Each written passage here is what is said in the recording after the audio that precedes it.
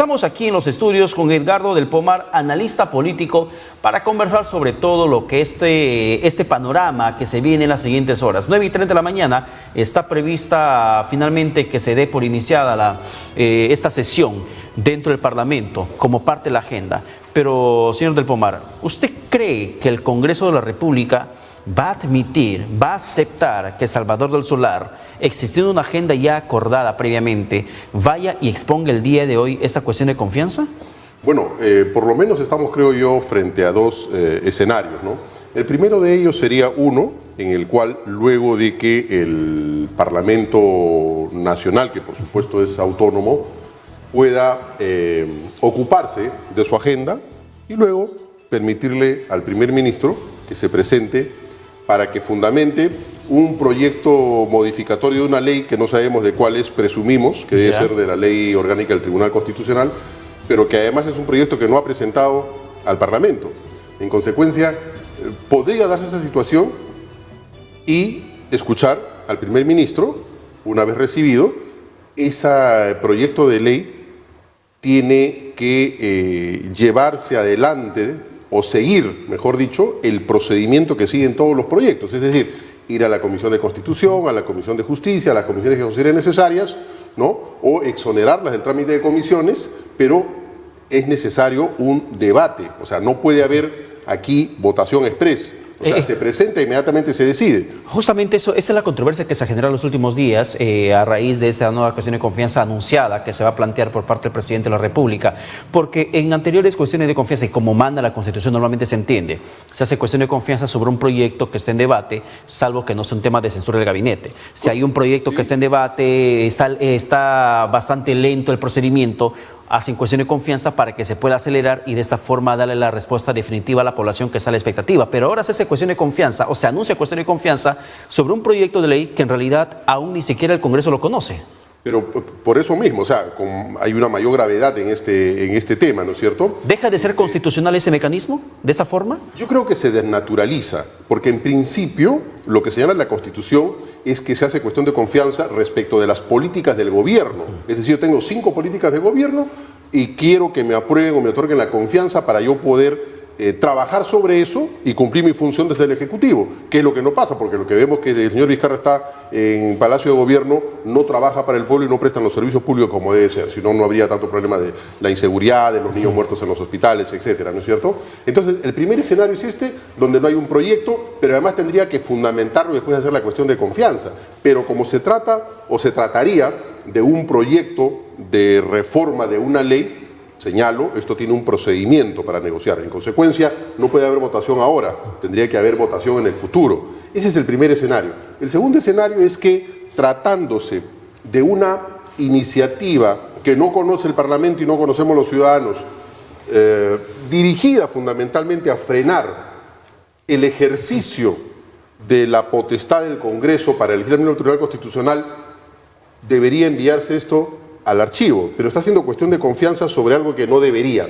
Y lo que aquí se trasluce, en el fondo, es una actitud, una conducta del presidente de buscar, bajo cualquier razón inconstitucional, la disolución del Parlamento. Bien, muchísimas gracias. Escuchamos al congresista Tubino, que mande el presidente Vizcarra los tanques ahora mismo, dice. Sí, claro, lo que pasa es que si no nos serenamos, realmente podría pasar cualquier cosa. Ahora, desde distintos sectores de la sociedad, como por ejemplo la Coordinadora Republicana, el Grupo de Social Cristianos del Perú, le vienen invocando al presidente de la República serenidad y responsabilidad. Primero, en el ejercicio de su función, no solo como jefe de gobierno, sino como jefe de Estado, con el propósito de acabar con esta crisis política y enrumbar al país realmente en el camino del desarrollo que todos esperamos. Señor del Pomar, pero dentro de la serenidad que sin duda alguna necesitamos en la clase política en estos momentos en el país, ¿no sería también una cuestión responsable tomar primero como prioridad este debate, la cuestión de confianza, por más que no exista proyecto de ley?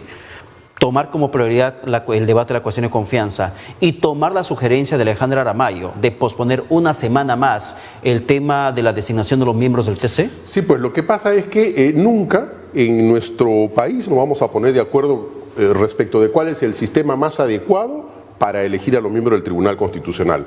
Cuando existía esta modalidad, ¿no es cierto?, de la presentación de aquellos constitucionalistas que querían llegar al TC y luego eran entrevistados por los parlamentarios, se dijo que se maltrataba a estos profesionales y en consecuencia los mejores no querían participar, porque obviamente eran interrogados por personas que no tenían ni el más mínimo conocimiento del tema constitucional, eran ofendidos, maltratados. Y entonces se varió el sistema y hubo acuerdo en el Parlamento para variar el sistema. Hasta hace algunos meses no hubo ningún problema. Sin embargo, ahora, con este nuevo sistema, se quiere volver al sistema antiguo y se dice que hay que volver a invitar y a entrevistar, ¿no es cierto?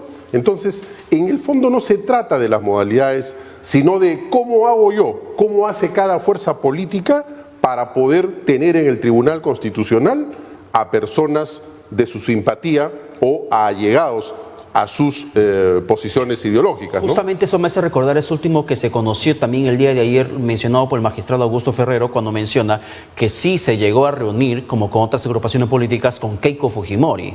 Y menciona él que estaba Keiko Fujimori y todos los congresistas de la bancada de Fuerza Popular, y que Keiko básicamente hace una alusión de que efectivamente es una persona idónea para que pueda estar dentro del Tribunal Constitucional. Keiko Fujimori, sin ser parlamentaria, solamente lideresa de un partido político.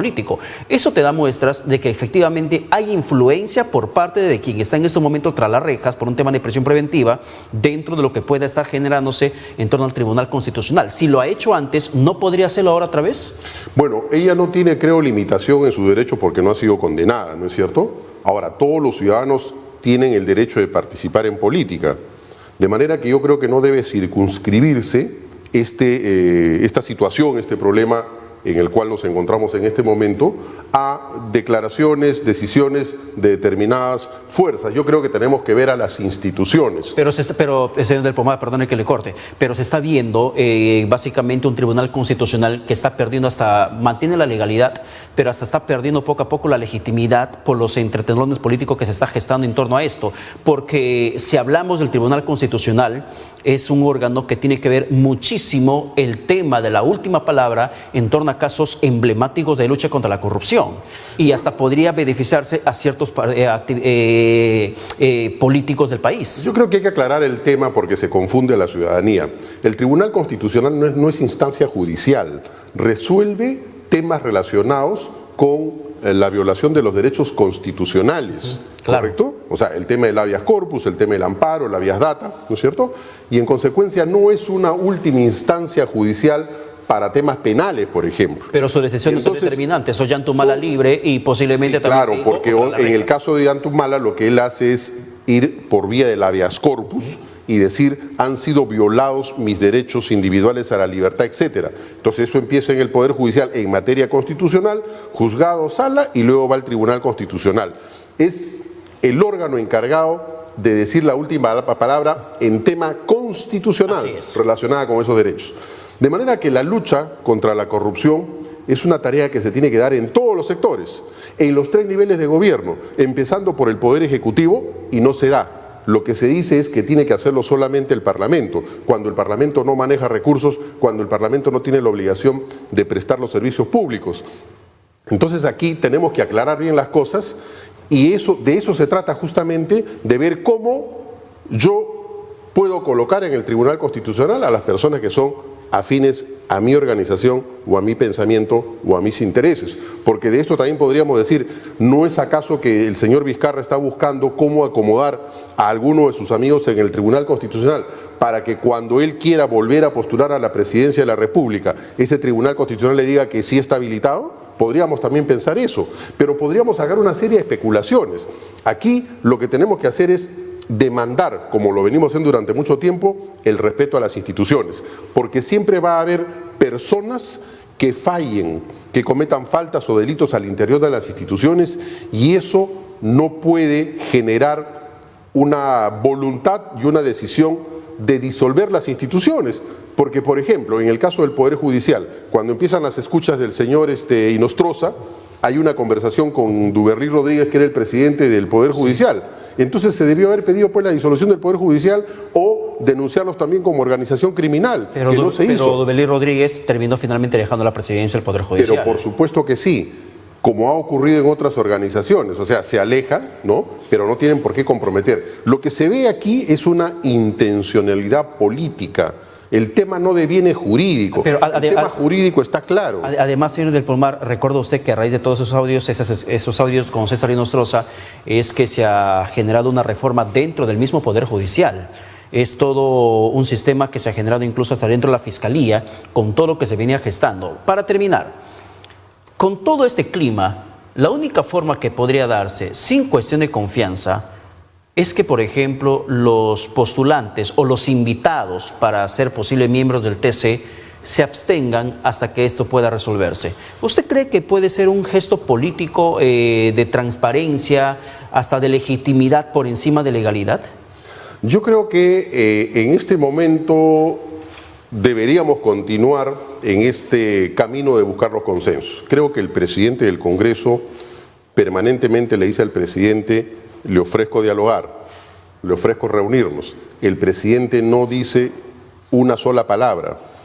Entonces, lo que debemos entender es que el presidente no quiere dialogar. Ahora, si el Parlamento tiene una agenda, en mi opinión debería cumplirla, porque el propósito de todo esto es neutralizar al Parlamento para que elija a los miembros del Tribunal Constitucional, que además está sumamente atrasado. O sea, en la gestión del presidente del Congreso anterior, el señor Salaverry, debió haberse elegido estos miembros. Y no se hizo nada. Y ahí el presidente no habló de la competitividad, de la celeridad, del cumplimiento de los plazos, no nada. Más bien, cuando este Parlamento lo que quiere es cumplir con la ley, ahí sí está mal. ¿Termina siendo perversa en todo caso esta herramienta de cuestión de confianza que se aplica de última hora? Absolutamente desnaturalizada.